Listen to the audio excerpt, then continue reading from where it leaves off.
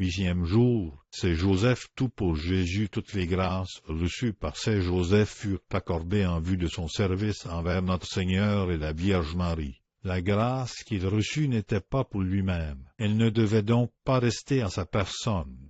La vertu devait couler de lui comme une fleur et tout de sa branche, pour ensuite se pencher vers Jésus par l'intercession de Marie.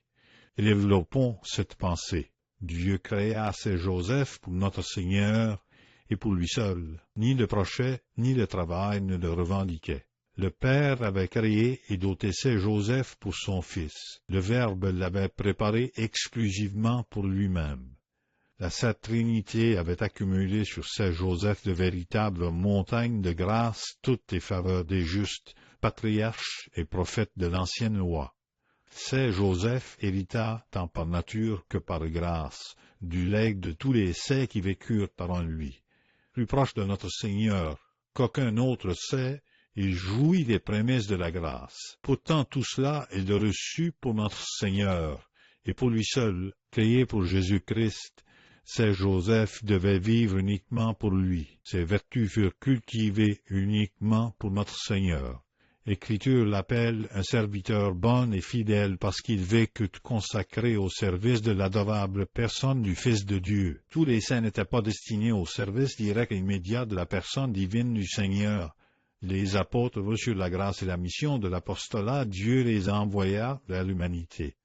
Ils n'eurent aucune mission près de notre Seigneur. Ils reçurent des grâces à partager avec d'autres. Ils furent créés pour le monde, pour être ministres de la miséricorde. Saint Joseph fut placé par Dieu près de notre Seigneur. Parmi les hommes, il est le seul à recevoir l'honneur de servir directement la personne divine de Jésus. Cette grâce lui fut accordée à lui seul.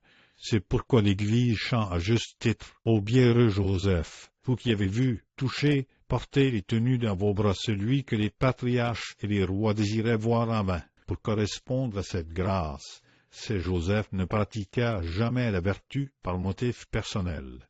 Il fut un serviteur bon et fidèle. Il se donna sans mesquine réserve, refusant de ressembler à ses serviteurs qui soustraient une partie de leur temps à leur maître. Joseph aima l'humilité uniquement parce que Jésus l'aimait et désirait la voir pratiquer. Il savait que puisque le Verbe était venu sur terre pour s'humilier, il voulait un serviteur humble. Joseph pratiqua la pénitence et la mortification parce qu'il voyait le Fils de Dieu incarné chercher toute occasion de pénitence et de renoncement. Il voyait plus clairement que sa foi était plus vive. Jésus était le livre qu'il étudiait, et il acquit cette science divine sans effort. Saint Joseph considéra la pureté comme une qualité convenable et indispensable pour accomplir sa mission près de Jésus, et ainsi il la chérit. Comprenez-vous maintenant le cours des vertus de Joseph. Elles ne lui servirent pas de couronne. Au contraire, se revêtant d'elles comme de vêtements mystiques, il utilisa toutes ses vertus pour servir le Verbe qui s'était incarné pour pratiquer toute vertu. Joseph ne visa ni le bonheur ni la perfection personnelle par ses vertus.